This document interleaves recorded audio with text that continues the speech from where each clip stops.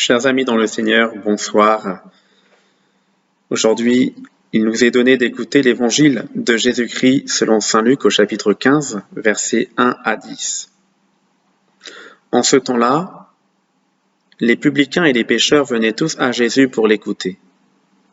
Les pharisiens et les scribes récriminaient contre lui.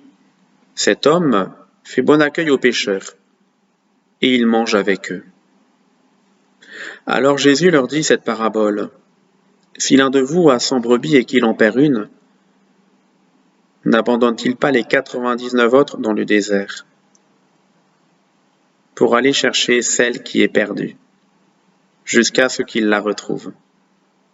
Quand il l'a retrouvée, il la prend sur ses épaules tout joyeux. Et, de retour chez lui, il rassemble ses amis et ses voisins pour leur dire « Réjouissez-vous avec moi car j'ai retrouvé ma brebis, celle qui était perdue. » Je vous le dis, c'est ainsi qu'il y aura de la joie dans le ciel pour un seul pécheur qui se convertit, plus que pour 99 justes qui n'ont pas besoin de conversion. Ou encore, si une femme a 10 pièces d'argent et qu'elle en perd une, ne va-t-elle pas allumer une lampe, balayer la maison et chercher avec soin jusqu'à ce qu'elle l'a retrouvée? Quand elle l'a retrouvée, elle rassemble ses amis et ses voisines pour leur dire « Réjouissez-vous avec moi, car j'ai retrouvé la pièce d'argent que j'avais perdue. » Ainsi, je vous le dis, il y a de la joie devant les anges de Dieu pour un seul pécheur qui se convertit. Acclamons la parole de Dieu. Est-ce que nous acceptons de reconnaître que nous nous sommes perdus, à l'image de la brebis, à l'image de la pièce d'argent? Reconnaître que tous les jours, nous pouvons nous perdre ce lien qu'il nous faut vivre avec le Seigneur Jésus.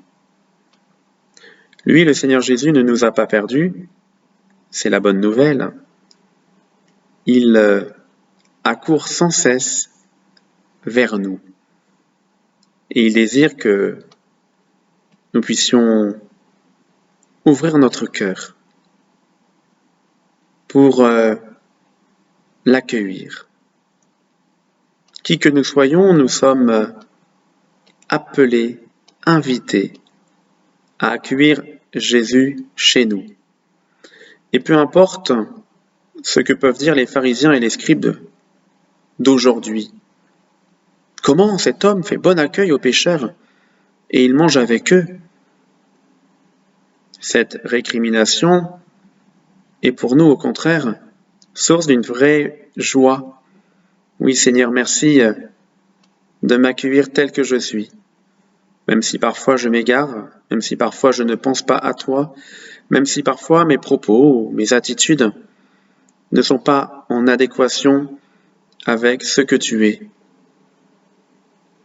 Je sais que tu seras toujours là pour me pardonner, transformer mon cœur et le rendre semblable à ton cœur.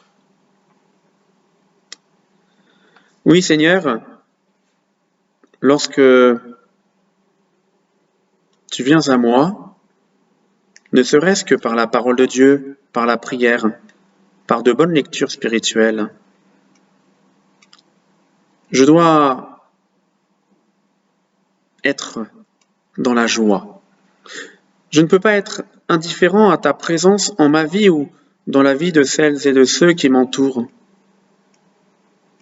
Dans ce passage d'évangile, le mot joie revient à plusieurs reprises. Réjouissez-vous avec moi.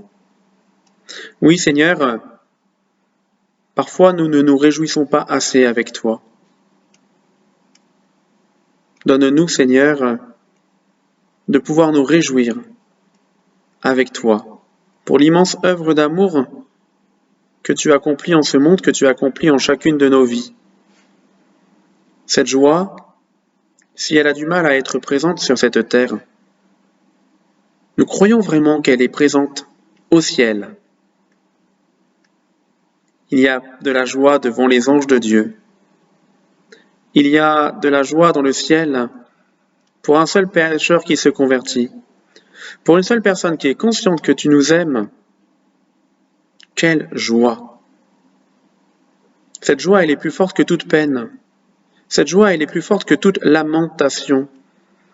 Oui, l'on me dira encore, il y a tellement de raisons de ne pas être dans la joie. Ne rentrons pas dans cette négativité. Tout peut être source de joie si nous ouvrons notre cœur à l'amour de Dieu. Et puis, autant se le dire, si nous acceptons d'être les serviteurs de la joie, dans la difficulté que nous traversons, dans les épreuves, le monde ira forcément moins mal.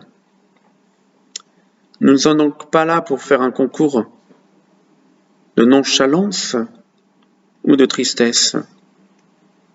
Si nous nous sommes laissés voler notre joie, c'est déjà que nous sommes perdus par rapport au chemin que Jésus trace.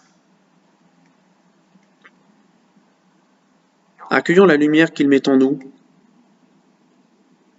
Accueillons Jésus. Accueillons la joie plus forte que toute tristesse.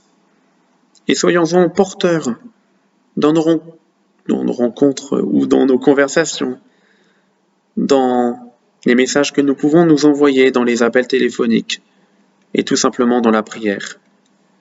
Seigneur, je veux t'accueillir, je sais que tu m'accueilles tel que je suis.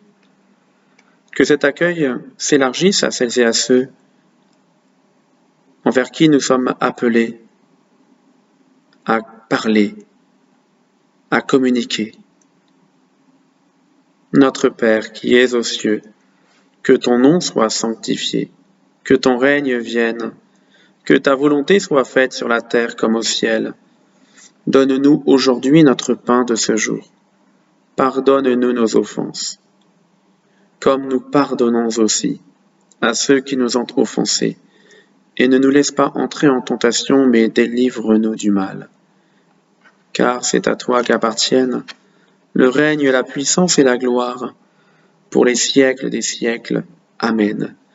Et que le Seigneur nous bénisse et nous garde dans sa tendresse et dans sa joie, au nom du Père et du Fils et du Saint-Esprit. Amen. Belle soirée à tous et à toutes.